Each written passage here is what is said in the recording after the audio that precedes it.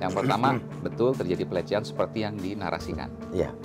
Yang kedua, ada affair antara Ibu PC dengan Yosua yang membuat Ibu PC itu kecewa dengan Yosua sehingga mengatakan bahwa Yosua telah melecehkannya kepada suaminya. Yang ketiga, ada isu uang besar yang dimana Yosua itu mengancam eksistensi atau mengancam karir dari sang jenderal. 3 motif ini, satu di antara 3 ini pasti itu yang terjadi.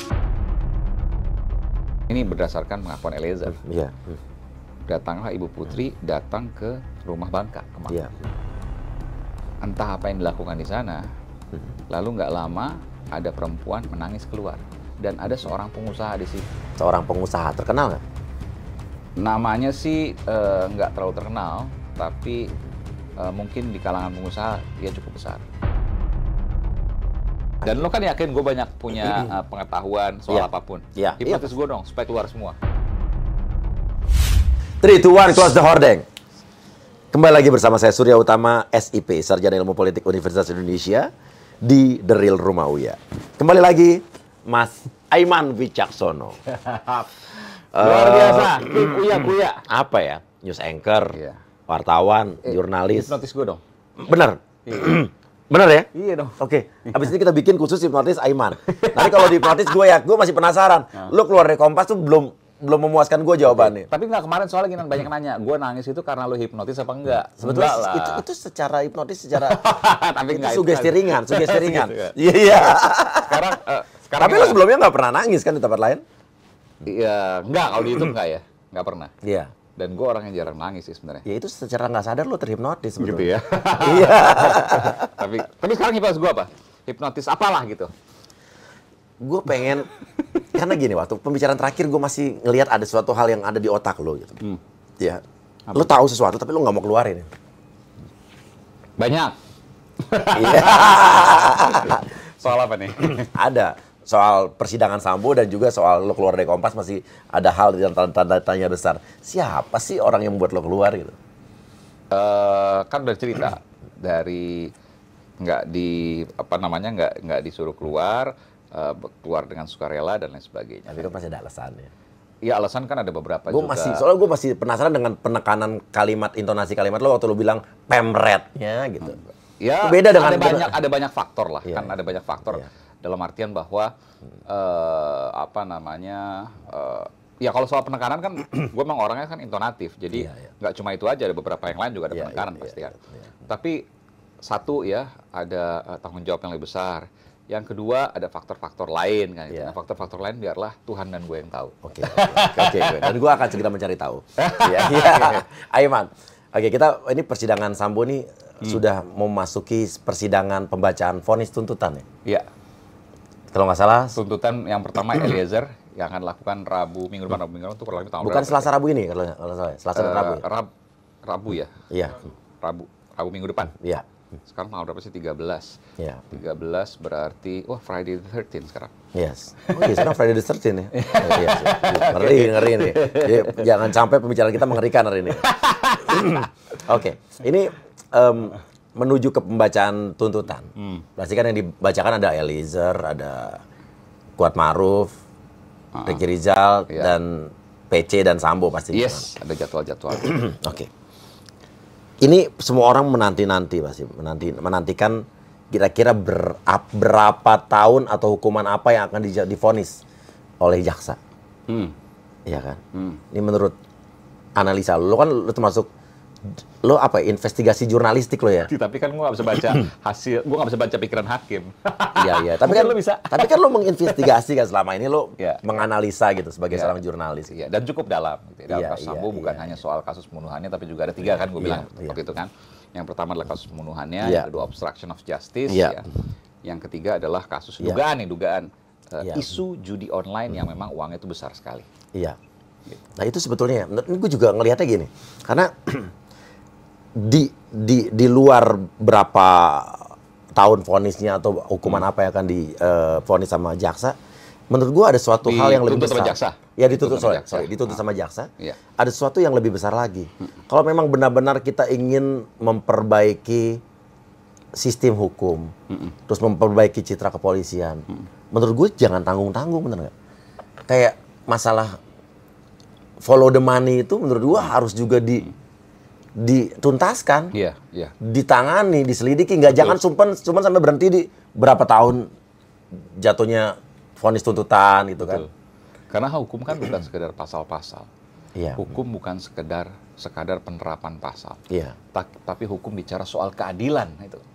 Itu yang kemudian harus kita pikirkan. Jadi soal Eliezer misalnya. Nah, ini menjadi pertanyaan nih. Apakah Eliezer akan divonis berat atau akan dilakukan pemidanaan ringan? Karena dia justice kolaborator. Ada 3. Yang pertama adalah percobaan.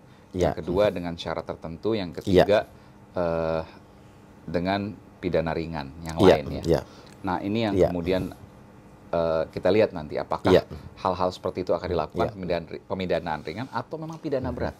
Nah, kalau pemidanaan ringan artinya ada hal yang luar biasa yang dilakukan oleh hakim dan ada mohon maaf ini kan tuntutan ya. Tuntutan yang nanti kita lihat ya. Ini gue bicara soal putusan nanti. Ketika dia divonis ya oleh hakim itu adalah pemidanaan ringan, maka ada hal yang luar biasa yang diyakini oleh hakim, maka dia bukan sebagai orang yang bersalah secara mutlak begitu ya. Artinya bisa jadi kemungkinannya nanti kan vonisnya duluan Eliezer dan seterusnya. Baru kemudian Sambo dan PC. Nah, dari vonis Eliezer nanti itu akan bisa kelihatan sesungguhnya vonis-vonis yang lain akan seperti apa. Tuntutan seolah-olah juga akan mengatakan seperti itu. Bahwa ketika nanti tuntutannya kelihatan, maka tuntutan-tuntutan yang lain itu yang juga bisa kita lihat. Tapi kalau kalau yang lain yang saya sih yakin untuk PC dan Verdi Sambo terutama mungkin itu akan linear dalam artian mendekati atau bahkan hukuman maksimal. Saya yang lebih penasaran itu bukan Sambo, PC. Karena kan dari keterangan-keterangan PC kita tinggal lihat nih, hakim ini sejauh mana dia menyikapi itu. Lu lihat ada yang janggal ya? Iya, jelas. Kalau menurut gue iya. Kalau hakim bisa punya sikap sendiri, nah ini jadi pertanyaan besar nih. Hukuman PC menurut gue, kalau Sambo menurut gue sih gue udah bisa. Karena ada kejanggalan begini, gue sampaikan. Ada kejanggalan dari PC. Ini kalau kita lihat dari CCTV setelah eksekusi di rumah Duren 3 menuju ke rumah Saguling lagi kan. Kejanggalan apa yang lo lihat? Nah, kalau dilihat mungkin bisa diputarkan di CCTV-nya ya.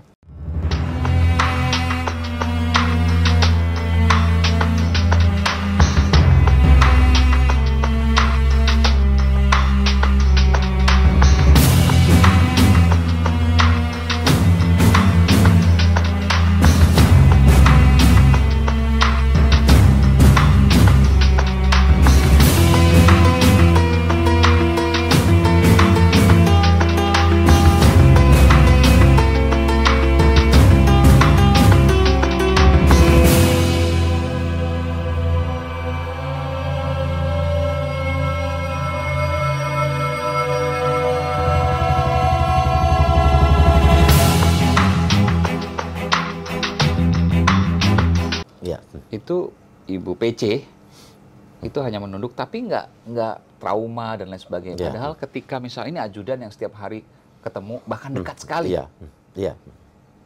Kebayang dong kalau seandainya ada sesuatu yang luar biasa maka terjadi maka pasti sedih. Harusnya. Tapi karena ini kan dinarasikan sebagai adanya pelecehan. Kemudian setelah eksekusi Ibu PC tampak biasa di CCTV itu. Karena diduga ada pelecehan, jadi mungkin dia marah dan lain sebagainya, itu kan? Tapi yang aneh, ketika pelecehan itu dikatakan, yang pertama kan dikatakan dilakukan di rumah Duren 3, tapi coret. Udah rekayasa ternyata. Dianggap tidak ada berarti. Tidak ada. Terus kemudian pindah pelecehannya sehari sebelumnya di Magelang, tanggal 7 Juli 2022. Tapi kok aneh, ketika pelecehan terjadi di Magelang, lalu masih bisa bersama-sama. Bahkan pada waktu tanggal 7 itu masih mencari Yosua. Setelah yang dikatakan adanya pelecehan. Terus kemudian, ini kejanggalan pertama masih mencari Yosua. Kejanggalan kedua, masih pulang bareng, walaupun tidak satu mobil. Nggak masuk akal ya? Nggak masuk akal. Yang ketiga, tidak ada visum Iya. dari pelecehan itu. Yang keempat, ya, ketika misalnya ada pelecehan lalu kemudian ada eksekusi, terus hal-hal yang terjadi seolah-olah biasa-biasa saja. Iya. Tapi 3 hal tadi deh, yang keempat coret ya. Yang 3 hal tadi itu kan hal yang janggal ya. Yang pertama masih nyari Yosua, yang kemudian satu rombongan, yang ketiga tidak ada visum. 3 hal itu saja itu membuat sebuah kejanggalan. Pertanyaan, benarkah pelecehan itu ada atau ada hal lainnya? Nah itu pertanyaannya, karena kan istri polisi, istri jenderal, dia dokter. Udah tahu dong kalau ada pelecehan, pemerkosaan harus melakukan apa? Visum.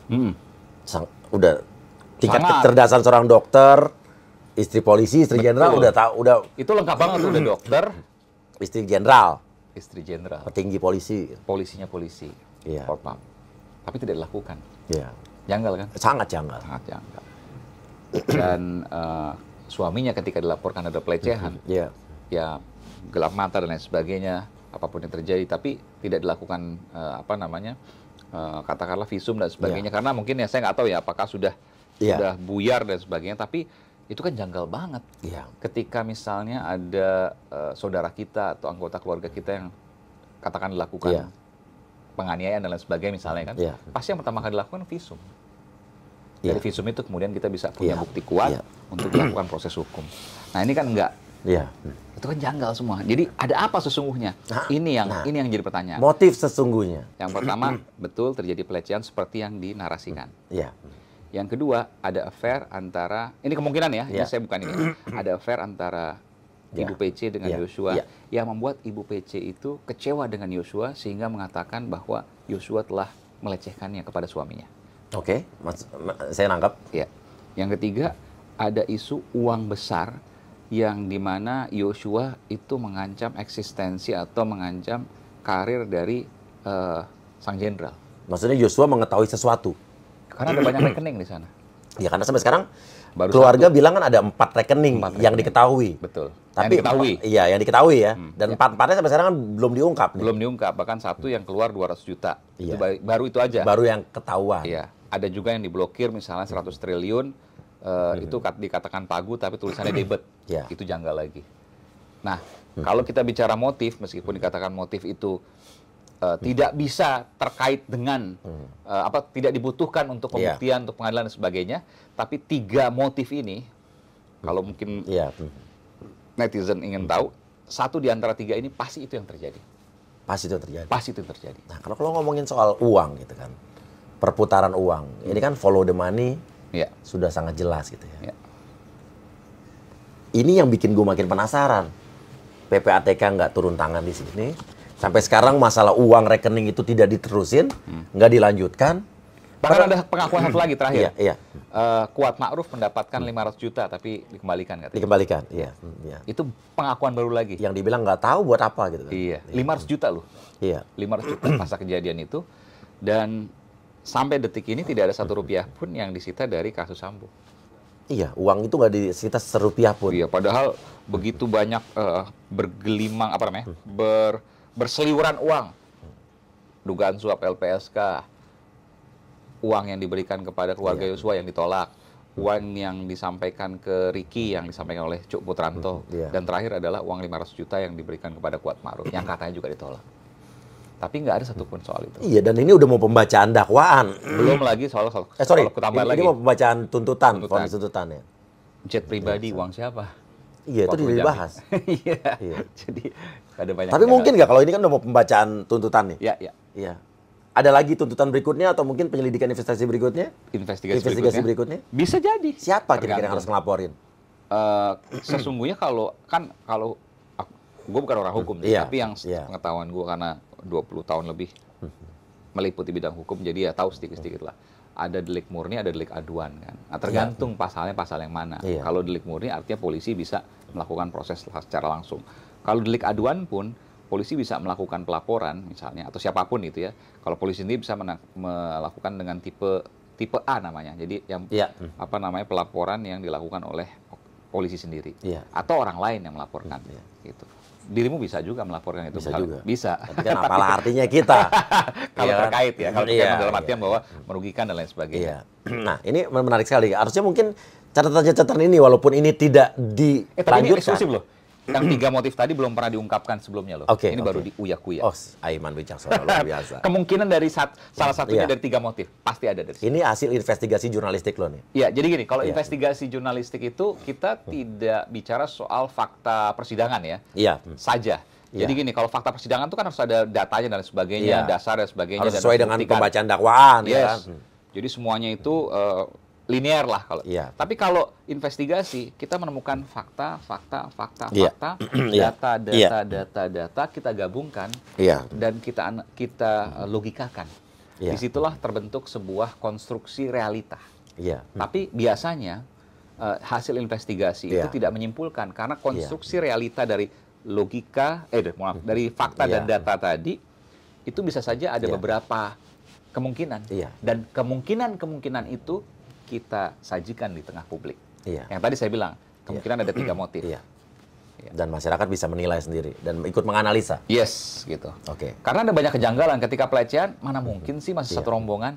Ketika ada pelecehan, mana mungkin sih masih manggil ke kamarnya. Iya, masih manggil. Ke kamarnya berdua. Dan juga banyak pernyataan dari PC yang masih memanggil Yosua dengan Dek Yosua. Iya, setelah kejadian, yang dikatakan setelah kejadian pelecehan kan itu. orang habis diperkosa kan, masa masih manggil Dek sih?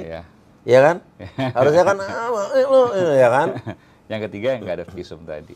Iya, betul sekali. Dan gue masih kecewa sih. Gue masih banyak hal-hal yang sebetulnya harusnya dibahas di persidangan kemarin, tapi tidak ada sama sekali. Kayak soal transaksi keuangan tadi gitu kan. Soal dokter forensik yang pertama kali melakukan otopsi. Terus waktu keterangan supir ambulans yang abis itu katanya dia menyerahkan ke rumah sakit, dan yang nerima siapa itu kan harusnya bisa dilanjutkan tuh. Kalau harapannya seperti sidang Jessica waktu itu, ternyata Komisi Cyanida, ternyata tidak seseru sidang Jessica gitu ya. Tapi memang sidang kan bukan buat seru-seruan, tapi sidang untuk mencari keadilan. Cuma kalau harapan publik misalnya ada sesuatu hal yang memang bisa memutarbalikkan seperti sidang Jessica, seolah-olah ya diputarbalikkan. Ternyata dalam sidang ini nggak linear aja. Iya, udah lurus aja gitu ya. Jadi banyak hal yang sebetulnya bisa ya pihak persidangan manggil ini, manggil itu, manggil ini nggak dilakukan kalau menurut gue. Iya, itu kan tergantung keyakinan hakim. Iya. Jadi apa yang bisa dilakukan oleh hakim, apa yang bisa dibutuhkan dan sebagainya itu diputuskan oleh hakim. Kalau hakim sudah punya keyakinan seperti kemarin datang ke TKP misalnya, itu ada untuk menambah keyakinan dan sebagainya, ya itu menjadi ranah prerogatif dalam tanda kutip hakim. Sampai akhirnya itu bisa jadi dasar buat hakim kan. Kemarin waktu nanya Ricky Rizal kan ruangan sekecil itu nggak mungkin lo nggak dengar begini begitu gitu kan. Itu hasil dia datang kemarin kan. Betul. Tapi lo yakin ini keputusannya akan memuaskan masyarakat? Harus. Jadi begini, soal taruhan putusan, itu kan ada dasar nanti. Ini kita bicara vonis berarti ya, bicara putusan. Ada dasar yang harus diputuskan oleh hakim. Dan ketika misalnya dirasa tidak memuaskan, maka either itu jaksa ataupun terdakwanya itu bisa mengajukan banding. Tapi kalau misalnya udah ada, misalnya memuaskan nih keputusan jaksa, hakim nanti, kita nggak tahu kan ada lagi banding dan kasasi yang tertutup. Bisa juga. Nggak tertutup sebenarnya sih, terbuka juga. Terbuka diumumkan. Tapi ya. kan prosesnya tidak terbuka kan? Prosesnya di sidang sendiri, betul. Sidang sendiri. Saya agak kurang tahu juga ya, tapi setahu saya memang tidak seperti persidangan di tingkat pengadilan negeri. Iya, dan itu ada proses berikutnya ya. Oke. Kemarin sempat viral video yang isunya katanya, gosipnya beredar, akhirnya hakim dituduh gitu ya. Kayak membocorkan lebih dahulu vonisnya. Kayak soal telepon-teleponan, karena ada pengakuan dari seorang wanita di Instagram gitu kan ya. Ketua Majelis Hakim lalu lagi bicara dengan suara perempuan. Iya. Pertanyaannya kok bisa tersebar gitu ya? Nah itu siapa yang nyebarin gitu? Luar biasa ya. Iya kan? Siapa yang punya kekuatan itu dan punya bisa sampai ini apa? Ada jebakan kah? Ada apakah gitu? Jadi banyak yang janggal ya. Dari kasusnya dan dari perjalanan kasusnya. Termasuk juga kalau saya mau tambahkan lagi kejanggalannya atas pernyataan Eliezer yang sudah dibantah oleh pihak Sambo sebenarnya. Ada perempuan yang menangis pada saat Ibu Putri mendatangi rumah Bangka. Di Kemang ya. Di Kemang, betul. Ada perempuan yang menangis keluar. nggak tahu waktu itu Ibu Putri mendatangi apakah dalam tanda kutip menggerebek atau apapun ya. Tapi yang jelas yang menurut pengakuan Eliezer yang saya dapatkan, eksklusif ini. Eksklusif, Aiman yang dapat. Bilang apa Eliezer ke lo? Ya saya mendapatkan informasi bahwa Ibu Putri tidak pernah tinggal di rumah Bangka. Yang tinggal di rumah Bangka adalah Sambo. Iya, Bapak aja. Ibu Putri tinggalnya di rumah Saguling. Iya, pisah rumah. Iya. Iya. Ini harus dibuktikan lagi tapi ya. Ini informasi yang saya dapatkan. Sementara rumah di Duren 3 yang TKP itu untuk biasa untuk ajudan dan lain sebagainya. Nah, satu waktu datanglah kemudian, ini berdasarkan pengakuan Eliezer. Datanglah Ibu Putri datang ke rumah Bangka kemarin. Entah apa yang dilakukan di sana, lalu nggak lama ada perempuan menangis keluar. Itu yang terjadi. Nggak tahu ada terjadi apa di situ, nggak tahu perempuannya siapa, dan ada seorang pengusaha di situ yang disebutkan oleh pihak dari Eliezer. Ada seorang pengusaha di rumah Sambo di Bangka. Nah ini kan berarti semuanya nih harta, tahta, wanita. Nah apakah ini benar atau tidak? Ya tentu ini akan dibuktikan dalam persidangan. Tapi ini pengakuan dari Eliezer yang dibantah oleh pihak Sambo. Dan itu eksklusif ngomong ke lo waktu itu ya? Sebagian eksklusif, sebagian dibuka di sidang. Dan pada saat lo mendengar itu, lo sempat nanya apa lagi sama Eliezer? Enggak, gue nggak mau sebutin ya apakah gue ketemu Eliezer dan lain sebagainya. Tapi yang jelas gue dapatkan itu dari Eliezer dan pihak Eliezer. Pihak Eliezer. Ya. Tapi menurut analisa lo, kira-kira pengusaha itu ada apa di situ? Nggak tahu, nggak ada yang tahu. Perempuan itu siapa juga nggak ada yang tahu. Kenapa dia menangis nggak ada yang tahu. Kenapa Ibu Putri menggerebek rumah itu juga nggak ada yang tahu. Iya. Jadi ada siapa pengusaha? Wanita yang menangis? Mendatangi. Sambonya ada? Ada. Sambo, pengusaha, yang kita nggak tahu siapa nih namanya. Datang, dan perempuan misterius. Iya. Yang sudah dibantai sekali lagi ya. Dibantah, dibantah. Iya. Jadi mana yang benar ya nanti di persidangan akan diputuskan. Iya. Gitu. Seorang pengusaha terkenal nggak? Namanya sih nggak terlalu terkenal, tapi mungkin di kalangan pengusaha ya cukup besar. Ya. Dan sampai sekarang tidak pernah disebut di persidangan namanya. Namanya, seingat saya nggak pernah disebut di persidangan. Nggak pernah disebut di persidangan. Nggak pernah disebut persidangan. Dan waktu itu Eliezer tahu dari mana? Dia nanya kan. Iya, tahu nanya dari mana itu pengusaha juga kan? Iya. Iya. Karena kan sehari-hari Eliezer di sana. Iya. Nempel dengan Sambo. Menarik sekali. Kata ex Hakim Agung soal kemungkinan keringanan hukum Baradae. Keringanan hukuman Baradae atas status justice kolaborator. Kalau menurut lo pribadi, lo bukan ahli hukum tapi lo kan juga wartawan. Baradae ini menurut lo pantas mendapat hukuman ringan? Apa tetap berat? Nggak berat dong harusnya. Ya karena tanpa dia ini nggak bakal terungkap kan? Iya. Kan dia yang membalikan semua. Betul. Kesaksian pihak Sambo dari dulu kan. Kalau nggak ada dia oleh pimpinan Polri waktu itu ya. Dengan diyakini oleh pimpinan Polri dan lain sebagainya sehingga dia membuka. Termasuk juga datangkan pendeta dan lain sebagainya waktu itu. Kalau nggak ada pengakuan dari dia, luar biasa. Ini semua akan terjadi sampai sekarang ya. Skenario awal. Iya. Bahkan Kapolri pun dibohongi oleh Sambo. Iya. Presiden juga dibohongin. Presiden juga dibohongi. Itu yang kemudian disampaikan oleh Kapolri waktu pengumuman tersangka pertama kali waktu itu. Jadi tanpa ada Eliezer, maka semua dibohongi kan gitu. Iya. Apa Indonesia. Apakah Baradae juga bisa bebas? Bisa jadi. Bisa jadi. Cuma kalau saya pribadi melihat kecil kemungkinan. Iya, karena nggak pernah dalam sejarah sih jaksa sama justice kolaborator nggak ada tuntutan sama sekali. Betul, karena bagaimanapun kan eksekutornya adalah dia yang melakukan penembakan. Apakah Ferdy Sambo ikut menembak atau tidak? Menurut Eliezer ikut nembak, menurut Sambo tidak. Tapi ada yang aneh di sini. Nah, ini dia kejanggalan berikutnya. Kejanggalan berikutnya. Ferdy Sambo mengatakan tidak ikut menembak. Ya, biarkan itu menjadi fakta yang diyakini oleh pihak Ferdy Sambo. Tapi ada yang janggal. Jadi tembakan Eliezer itu, der itu kan di belakang ya. Yang membuat Yosua itu meninggal adalah tembakan di kepala belakang. Masuk tembus ke hidung. Apa yang saya dapatkan? Eksklusif Aiman dapatkan. Lagi. Di hasil forensik pertama, luka itu tidak disebutkan. Hasil forensik pertama. Forensik pertama ya. Oleh Rumah Sakit Polri.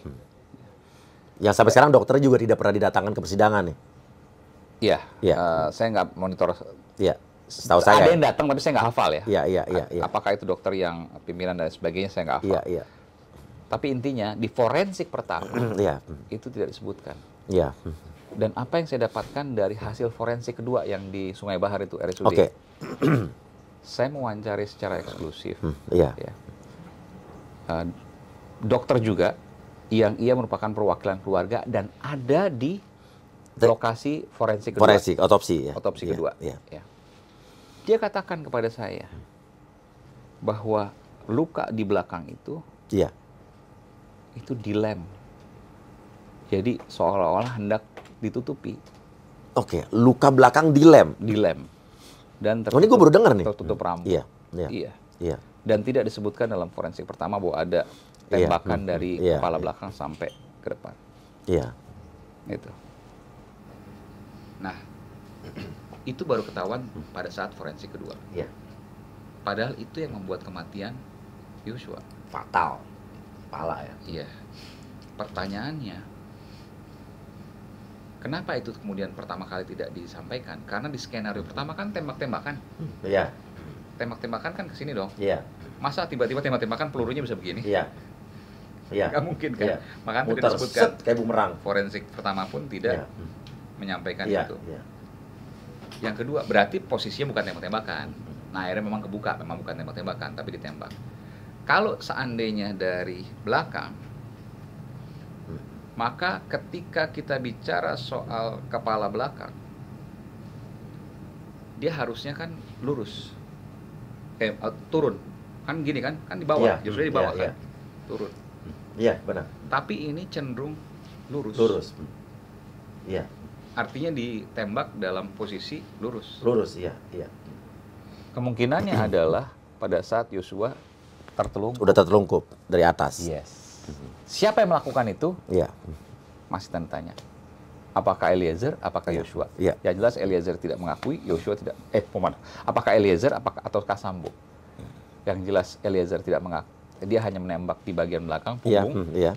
Dan menurut Eliezer, Yosua yang melakukan penembakan di bagian kepala itu. Iya. Sambo. Sambo yang melakukan penembakan di kepala belakang Yosua. Iya. Tapi menurut pihak Verdi Sambo, Sambo tidak melakukan penembakan sama sekali. Iya. Mana yang benar? Sidang pengadilan nanti akan buktikan. Iya. Dan saya rasa juga hakim dan jaksa juga sudah sangat peka. Iya. Dan cukup cerdas dan jeli. Iya. Apapun keterangan yang berbelit-belit, harusnya mereka, saya tetap percaya mereka orang-orang yang pintar kok. Yang jelas, faktanya adalah ada upaya untuk menutupi pada forensik pertama, luka dari belakang kepala tembus ke hidung. Dan kenapa masih ditutupi? Itu pertanyaan. Dan menurut gue demi rasa keadilan harusnya semua yang terlibat di forensik pertama juga harus ditindaklanjuti. Ya, beberapa sudah di sidang etik oleh pihak kepolisian, KKEP, Komite Etik Kepolisian. Dokter-dokternya? Iya, sudah ada juga. Sudah ada juga. Oke, dan ini menarik sekali sih. Dan kita akan lihat lagi ya hasil yang dalam beberapa hari ini ya. Iya. Kita akan lihat lagi bagaimana hasil dan sebagainya. Itu yang luar biasa. Dan apakah akan memuaskan keinginan publik? Ya tentu bicara hukum ya bukan untuk memuaskan keinginan publik, tapi bicara soal hukum adalah bicara soal keadilan. Maka nurani itu harus menjawab semuanya. Ya, dan logikanya lagi nih, kalau yang gue lihat logika sederhana orang biasa gitu. Kalau memang Sambo bilang dia tidak menyuruh menembak, kan tembakan ada berapa kali? Kenapa tembakan yang berikutnya dia tidak stop? Iya. Bener kan? Kalau misalnya itu yang menembak, hajar cat gitu kan? Iya, hajar. Bunuh cat. Misalnya dia bilang hajar, dor, dia cuma hajar. Iya. Dia kaget, bukan itu, kan dia bisa ngelarang. Iya. Kenapa ada tembakan-tembakan berikutnya? Cerdas emang anak UI ini. Iya kan, nggak mungkin dong seorang jenderal yang pintar, cerdas gitu kan, tiba-tiba bengong, terdiam gitu pas ditembak, gitu nggak mungkin dong, iya kan? Stop harusnya gitu. Atau kan? speechless gitu kan, ya kan? Stop, bisa dimarahin, ngapung, siang suruh nembak siapa, bisa begitu dong? Iya, ini nggak ada loh. Nggak ada, kalau diem aja kan jadi pertanyaan, udah nggak mungkin ini, udah nggak mungkin. Betul. Atau latah misalnya, ada orang latah, itu kan nggak mungkin juga gitu kan? Ini hal-hal yang sebetulnya mengusik logika kita. Dan harus jadi pertimbangan betul jaksa dan hakim. Dan lo kan yakin gue banyak punya pengetahuan soal apapun. Iya. Hipnotis gue dong supaya keluar semua. Oke. Kita akan di next episode kita akan hipnotis ya, biar keluar semua. Ini masih penasaran gue. Oke, nih karena gini, Ferdy Sambo ini menurut gue bukan hanya masalah kasus ini aja, tapi ini luas karena obstruction of justice. Betul. Terus habis itu dia melibatkan 90 lebih polisi yang kemarin pada nangis semua di persidangan, merasa dikorbankan, ya kan? Dia sudah menyalahgunakan jabatan. Dan takut banget sama Sambo katanya. Wewenang. Iya. Artinya ini hukumannya benar-benar harus tepat nih. Betul. Nah, ini ada artikel nih. Penyesalan anak buah Ferdy Sambo. Bilang tidak boleh terlalu loyal pada pimpinan katanya. Ya. Ada lagi Arif menangis gemeteran. Takut kepada Ferdy Sambo. Ajudannya saja disuruh dibunuh katanya. Arif Rahman bilang, sebut Ferdy Sambo pimpinan tak bertanggung jawab dan korbankan anak buah. Oke. Menurut lo gimana nih? Ini para polisi-polisi yang terlibat di obstruction of justice ini? Ada yang beberapa kan di kode etik, ada yang beberapa juga di PTDH. PTDH itu dipecat lah. Pemberhentian tidak dengan hormat. Ya itu sudah dilakukan dan apresiasi kepada Kapolri atas tindakan tersebut ya. Nah sekarang tinggal bagaimana kemudian kasusnya di pengadilan bisa dilaksanakan dengan sebaik-baiknya sehingga keadilan itu akan terjawab. Nah soal pengakuan-pengakuan dari mantan bawahan Sambo memang luar biasa kalau dilihat, ngeri juga ya. Pada ketakutan semua, nggak cuma Arif aja nih, AKBP Arif aja, ada juga kompol yang lain, yang perwira menengah, ada juga perwira pertama dan lain sebagainya. Bahkan kombes-kombes pun bilang takut dengan Sambo. Ini luar biasa. Ada kombes nangis juga kemarin kan. Betul, betul. Jadi emang betapa berkuasanya Ferdy Sambo pada waktu itu. Ya saya pun mengenal secara pribadi dengan Ferdy Sambo. Saya pertama kali mewawancarai Ferdy Sambo itu pada saat dia menjadi Kasat Reskrim Polres Bogor tahun 2003. Pangkatnya masih AKP waktu itu. Apa kesan lo? Ajun Komisaris Polisi. Oh kalau ke wartawan baik sekali.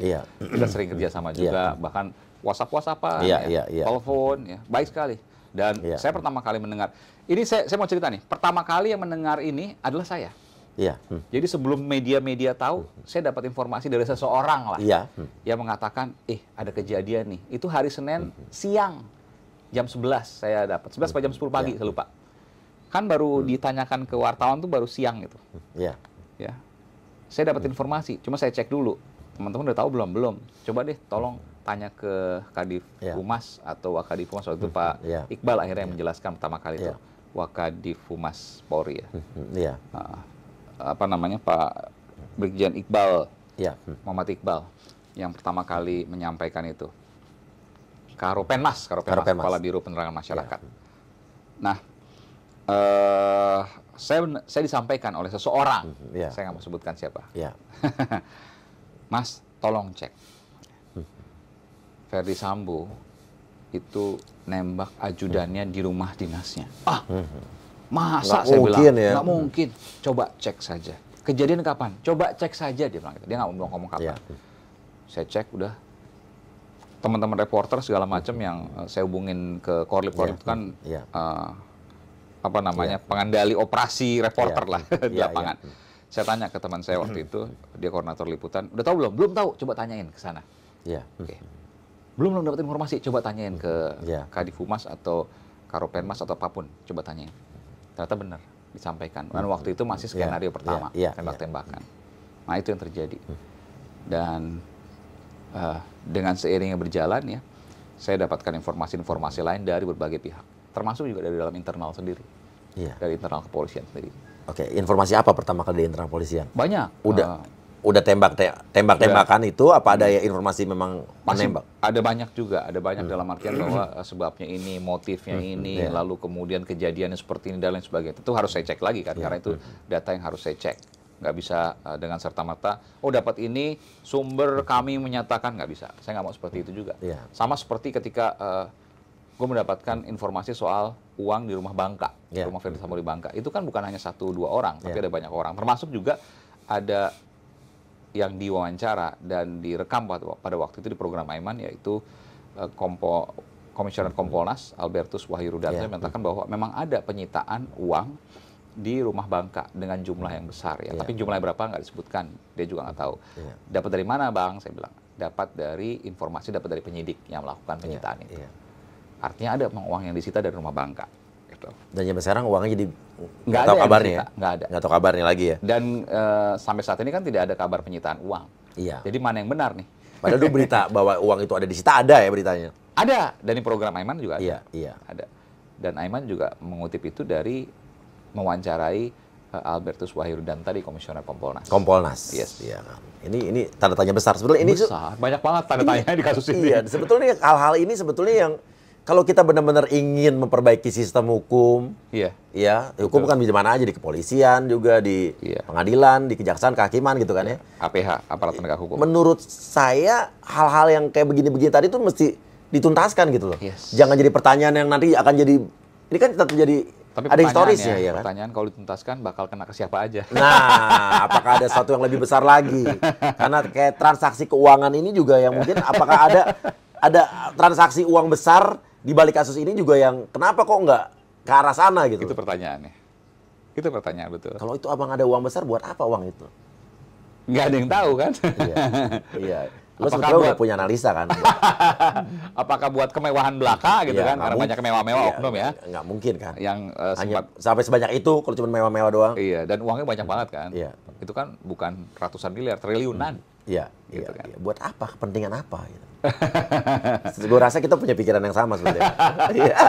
Udah tahu jawabannya buat kalau uang banyak pasti banyak dimanfaatkan untuk macam-macam lah gitu kan. Iya, ada iya. banyak kepentingan. Iya, iya, iya, iya. Tapi setuju, jangan hanya bicara soal pelecehan, bicara follow the money. Iya, itu sebetulnya. Follow the money. Karena jangan-jangan dari situlah kemudian terungkap kasus sesungguhnya dalam peristiwa ini. Iya. Jangan-jangan dari situlah kemudian jalan untuk membersihkan semua yang menjadi hikmah dari kejadian ini. Iya. Dan biar nggak ada sambo-sambo yang lain. Tidak ada sambo-sambo yang lain, betul. Iya.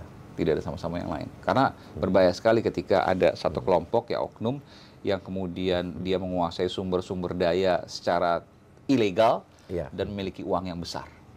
Itu bahaya. Ngeri banget. Bisa melakukan apa saja, bisa mengatur apa saja, bahkan bisa menguasai negara. Iya.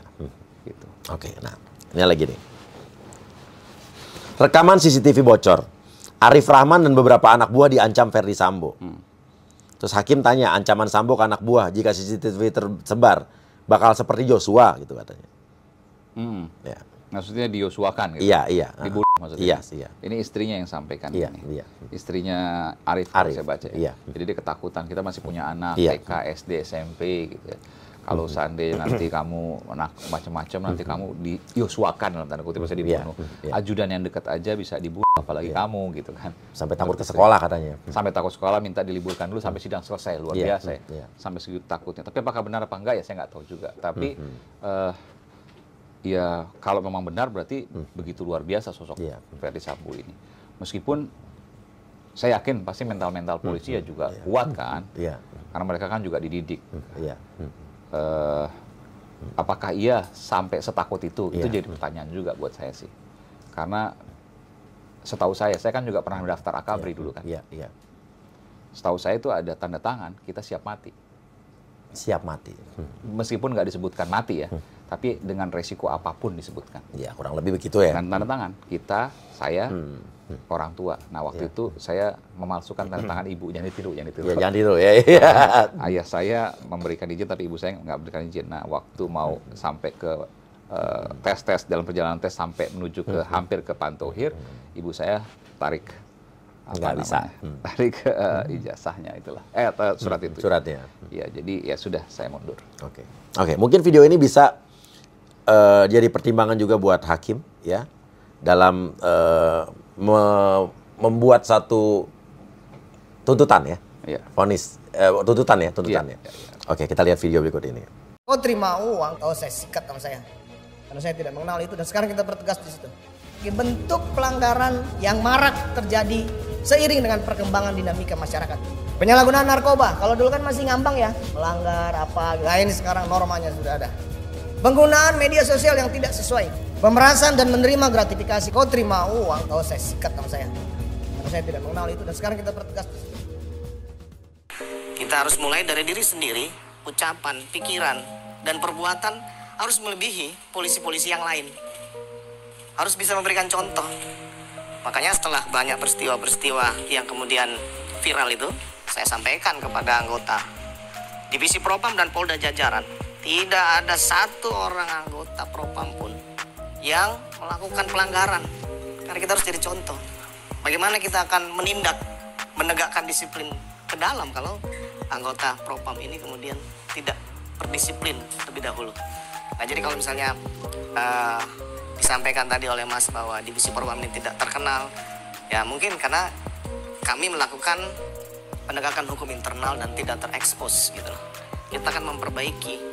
Jadi kalau divisi Propam baik dalam menegakkan hukum internal, maka keluarnya juga pasti baik. Demikian mungkin, Mas. Ya, mudah-mudahan nasihat Pak Ferdy Sambo tadi bisa jadi masukan dan juga bahan buat pertimbangan jaksa ya dan hakim. Iya. Kan tadi bagus, nasihatnya bagus dong. Bagus banget. Bagus banget. Dan tadi itu bisa video tadi bisa Pak jaksa, Pak hakim bisa dilihat dari pertimbangan ya. Ya harus ditindak tegas Iya. apalagi kalau polisi gitu kan. Itulah yang penting yang kemudian kita sering dengar ya, walk the talk. Iya. Jadi ya kalau kita bicara harus dijalankan dan itu memang bukan hal yang mudah, apalagi ketika bicara soal kekuasaan yang luar biasa. Ternyata di belakang ada hal yang memang mencoreng semuanya. Iya. Gitu. Itu luar biasa. Ya inilah hikmah dari sebuah kehidupan ya.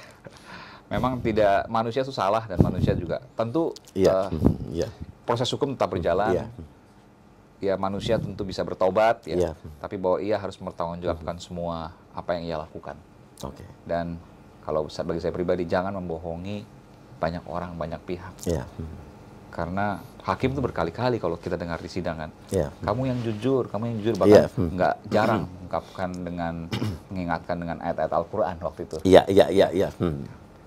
Bahwa ini sekarang kamu bisa bohong, tapi nanti di pengadilan Tuhan bukan mulut kamu yang berbicara, tapi tangan kamu, kaki kamu dan lain sebagainya. Saya pikir hakim positif dalam mengingatkan itu. Insya Allah. Iya, jadi itu hal-hal yang memang perlu disampaikan bahwa keadilan perlu ditegakkan. Toh hidup berapa lama sih? Iyalah.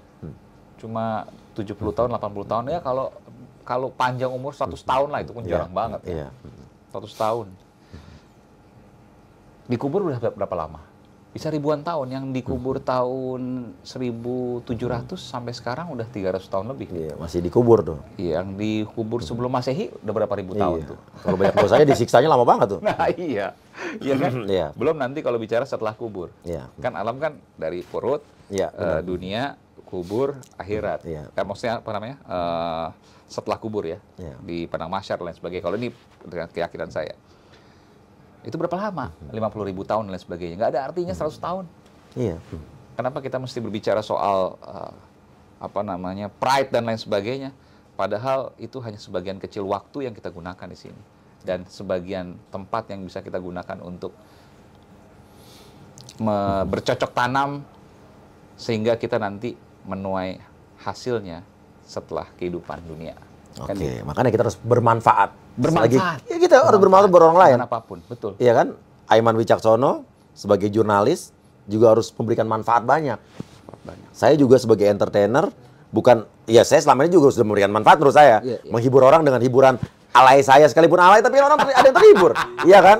Nah, sekarang giliran saya bermanfaat dengan keilmuan saya. Dengan idealisme saya boleh juga dong. Betul. Oleh karena itu saya nggak berpikir ya, ketika ya mungkin banyak orang yang nggak sependapat dengan saya. Gue tuh nggak pernah pikir misalnya, gue kerja 20 tahun, 30 tahun, 20 tahun lebih lah. Gue cuma punya mobil satu, dan itu mobil tahun 96 lama. Karena buat apa? Yang penting buat bisa dijalanin. Punya motor satu, ya Vespa aja gitu kan. Udah, ya rumah cukup nyaman deh, nggak apa-apa, nggak usah besar-besar amat. Yang jelas ketika kita nanti sudah masa tua, kita nggak minta-minta, gitu aja. Nah, supaya apa? Ya supaya itu kita punya harus misalnya penghasilan passive income dan lain sebagainya. Itu yang kita bangun. Supaya apa? Ya itu tadi. Ketika kita misalnya, sekarang kita masih sehat, kita bisa kerja, tapi nanti ketika kita tua dan lain sebagainya, jangan sampai kita minta-minta. Nah, itu yang harus kita pikirkan. Jadi, gaya nggak perlulah, yang penting manfaat. Betul, manfaat. Supaya kita bermanfaat, kita harus pikirkan apa lagi bisa kita buat untuk negara ini. Betul. Jadi kalau gue, alamiah itu cantik. Jadi yang sesuai dengan apa adanya aja. Nggak perlu tuh yang fake it till you make it. Iya. Itu bukan gue banget. Apa adanya, ikutin aja. Ikutin aja. Iya. Tidak penting apa kata orang lain. Iya. Yang terpenting adalah apa kata hati kita terkait dengan niat baik yang kita ingin berikan. Betul. Jadi orang lain ngomong apa, yang penting kita punya niat baik kok. Walaupun kadang-kadang kita berbuat baik untuk orang lain atau berbuat baik buat sesuatu, Diartikan lain. dan kita juga kadang-kadang mendapatkan cerita buruk di cerita orang. Iya, nggak ada masalah. Iya, nggak masalah. Tetap Dia terus nggak pernah berbuat peduli, baik. iya kan? Tetap terus kita berbuat baik aja kadang-kadang ada cerita tentang kita yang buruk di sisi orang lain. Gitu. Iya. Tapi kan kita nggak bisa bikin semua orang suka sama kita kan? Nggak penting. Nggak penting. Betul. Nggak penting buat orang suka, semua orang suka sama kita. Yang Iya. penting kita harus buat Tuhan suka sama kita. Ya, itu yang penting. Itu yang paling penting. Saya tos dulu. Give me 5, yes. Oke, keren. Aiman Wicaksono, kita tunggu saja apa hasilnya. Dan semua rakyat pasti akan menantikan apa tuntutan ya. Berapa lama atau apa tuntutan dari jaksa ya. Iya, dan bagaimana pula nanti vonisnya, Iya, putusannya. vonis, ya. Apakah sesuai dengan nurani keadilan masyarakat, Iya. ataukah mengecewakan, ataukah ada hal-hal lain yang menjadi catatan? Kita tunggu nanti. Iya, dan ini jangan lupa apapun hasilnya ini akan jadi pertaruhan buat semua. Kita akan lihat siapa yang menjadi idola, siapa yang akan jadi public enemy nanti. Dan yang terpenting adalah keadilan harus tegak walaupun langit runtuh. Betul sekali. Luar biasa. Terima kasih, silakan komen. Jangan lupa juga nonton Aiman di iNews ya sekarang ya. iNews. Tiap hari ya. Tiap hari Rabu jam 9 malam. Jam 9 malam The ya. Prime Show. The Prime Nanti Show. akan ada Aiman on iNews. Oke, dan jangan lupa juga follow Instagramnya Aiman. Ya, terima kasih. Silakan komen. Wassalamualaikum warahmatullahi wabarakatuh. Waalaikumsalam warahmatullahi wabarakatuh. 2 menit saja, oh baby please don't go.